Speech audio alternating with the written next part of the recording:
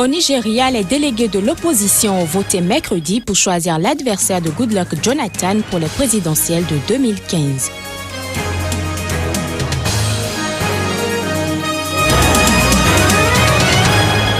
Robert Mugabe a nommé Emmerson Mnangagwa mercredi comme le ministre de la Justice et vice-président de la ZANU-PF au Zimbabwe.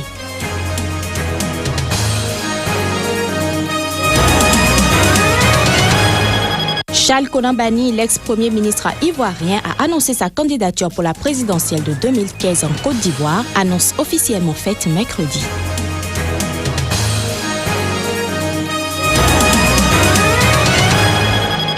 Ravi de vous retrouver pour cette édition. Bonsoir à toutes et à tous. Nous démarrons cette édition par le Nigeria, où les délégués du principal parti d'opposition ont voté dans la nuit de mercredi à ce jeudi matin pour choisir le candidat qui affrontera le chef de l'État sortant Goodluck Jonathan à la présidentielle de février 2015. Au total, 7214 délégués du Congrès progressiste APC, réunis dans un stade de Lagos, ont déposé leur bulletin dans l'urne. Parmi les 5 candidats à cette élection primaire, 2 sortent du lot. Il s'agit de l'ex-dictateur Muhammadu Buhari, un général qui a été au pouvoir entre 1983 et 1985, et l'ancien vice-président Atiku Abubakar, aujourd'hui âgé de 68 ans. Au même moment, le Parti démocratique populaire PDP tenait un congrès à Abuja pour ratifier la candidature du président sortant Jonathan Goodluck au pouvoir depuis 2011. Au Zimbabwe, le président Robert Mugabe a nommé hier mercredi son ministre de la Justice comme vice-président de la ZANU-PF et par ricochet de l'État zimbabwéen. Emmerson Mnangagwa, qui fut en charge de la police secrète, est ainsi placé en position de favori pour succéder à Robert Mugabe. Voici l'homme qui assure désormais le poste de premier vice-président de l'État zimbabwéen. Emmerson Mnangagwa, 68 ans, remplace ainsi Joyce Mujuru, qui a été limogé mardi dernier après avoir été accusé d'affairisme, d'incompétence et de complot pour assassiner le chef de l'État. Précédemment ministre de la Justice, Emmerson Mnangagwa se retrouve de ce fait en bonne position pour succéder au président Robert Mugabe au pouvoir depuis l'indépendance du Zimbabwe en 1980. I feel humbled that I've been accorded this honor. Je suis honoré d'avoir reçu cet honneur de servir notre pays adoré qu'est le Zimbabwe, en tant que vice-président. J'ai garanti au président et je voudrais garantir au parti que je serai loyal et je m'engagerai à poursuivre la ligne correcte de la révolution que nous avons suivie ces derniers 52 ans.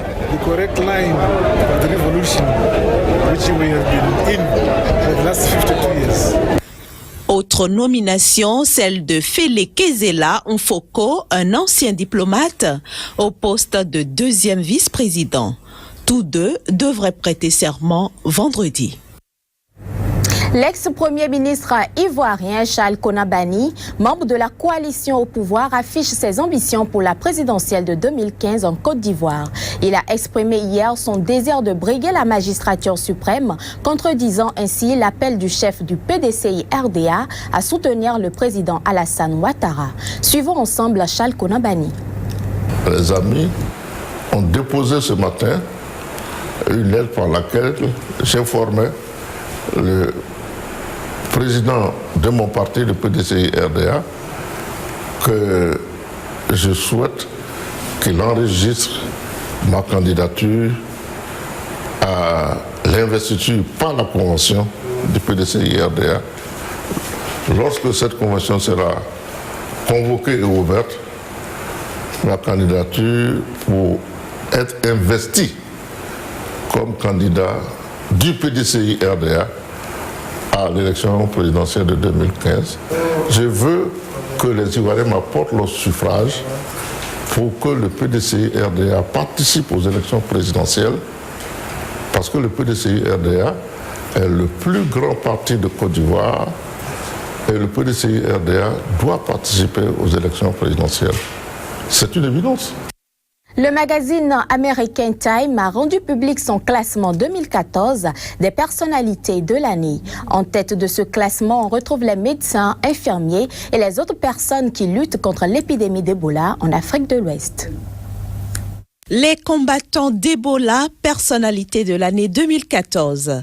Les médecins, infirmiers et les autres personnes impliquées dans la lutte contre le virus Ebola en Afrique de l'Ouest sont distingués par le magazine Time pour leur infatigable acte de courage et de compassion pour avoir pris des risques, avoir persisté, avoir fait des sacrifices et sauvé des vies. Une mention spéciale est décernée aux forces spéciales de l'organisation Médecins sans frontières, aux travailleurs humanitaires de l'association caritative chrétienne Samaritan Spurs et beaucoup d'autres dans le monde qui ont combattu aux côtés des médecins et infirmiers locaux, des ambulanciers et des services funéraires. En deuxième position dans le classement des personnalités de l'année 2014, on retrouve les manifestants de Ferguson dans le Missouri qui protestent depuis début août 2014 contre la mort d'un jeune noir par un policier blanc, une affaire qui a ravivé la question raciale aux États-Unis.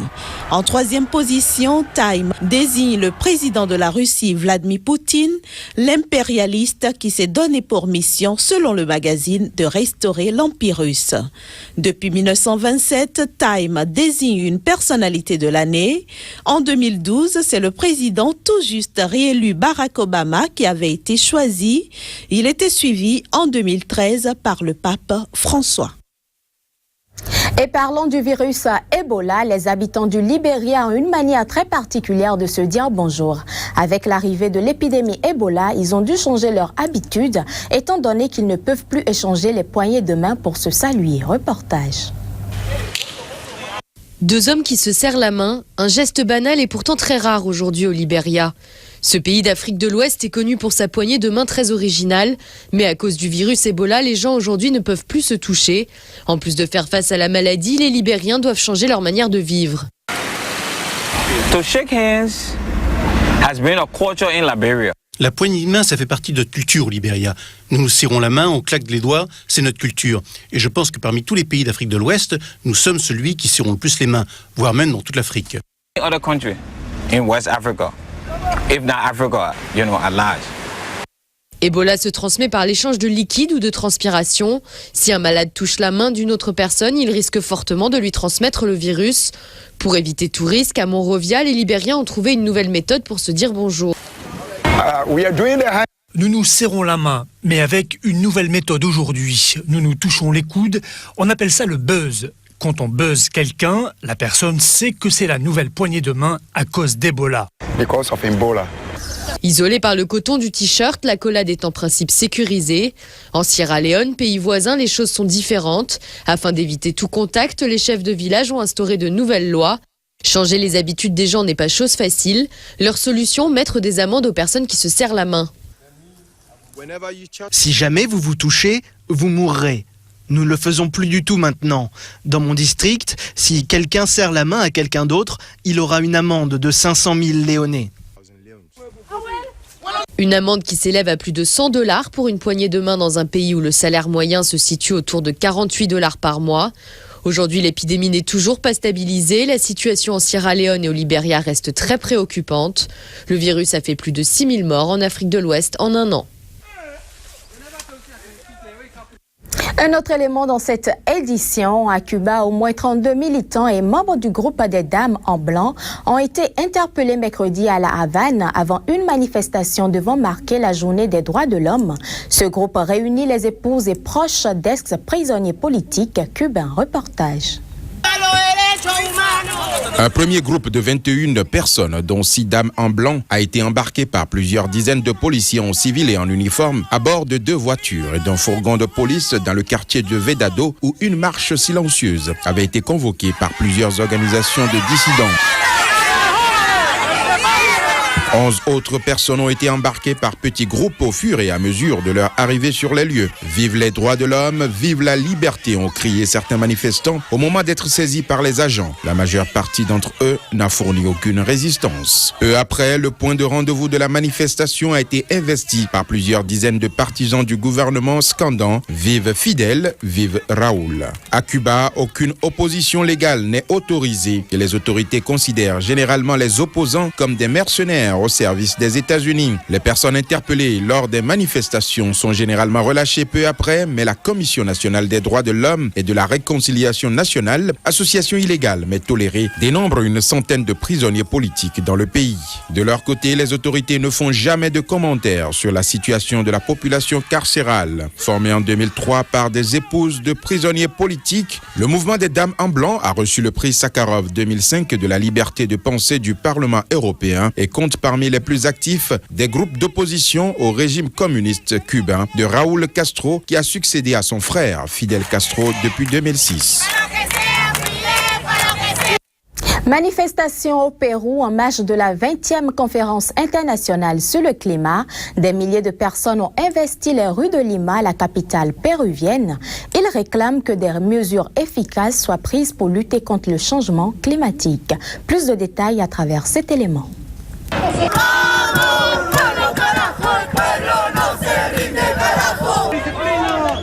Organisée cette année dans la capitale péruvienne, la 20e conférence de l'ONU sur le climat est présentée comme une étape clé. L'objectif est d'aboutir dans un an à Paris à un pacte engageant l'ensemble des pays.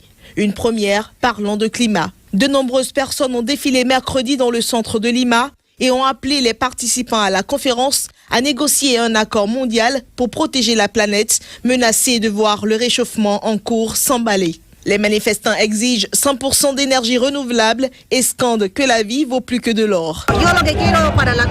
Je veux que la conférence définisse une politique de défense des rivières que veut promouvoir une fois pour tout notre peuple. C'est à nous d'entamer le changement plutôt que d'attendre la bonne volonté des gouvernements.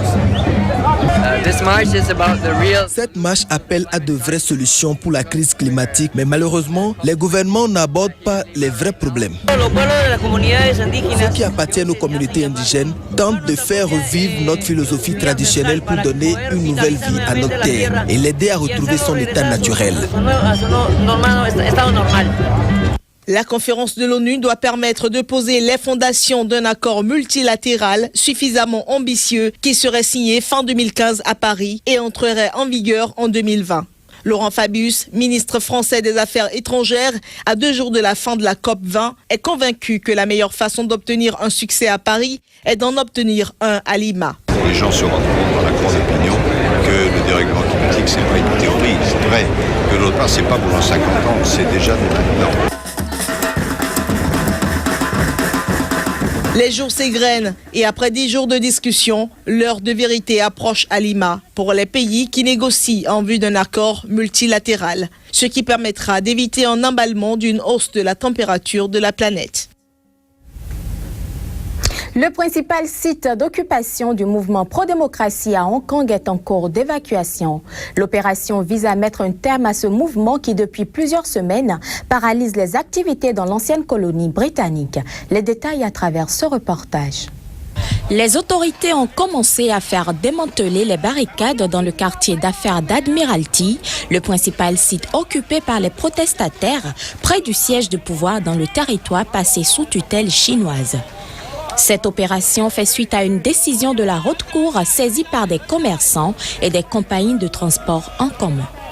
Des huissiers de justice ont lu l'ordonnance d'évacuation aux manifestants qui campent sur le site depuis le 28 septembre, leur demandant de partir volontairement ou de risquer d'être interpellés par les forces de l'ordre. Les chefs de file du mouvement, qui se sont déclarés prêts à finir au poste de police, ont lancé un appel à aller au bout. Certains manifestants étaient déterminés à les suivre, d'autres se montraient plus prudents. De son côté, le chef du gouvernement, Le Chon-Ning, a assuré que les forces de l'ordre feraient un usage minimum de la force. Les autorités pourraient également évacuer un campement plus petit occupé à Causeway Bay, temple du shopping prisé par les Chinois du continent. Le soutien au mouvement de l'opinion publique, lassé par les embouteillages et les perturbations, s'est également érodé. Ce sera tout pour cette édition. Merci de nous avoir suivis et très bonne suite de programmes en notre compagnie.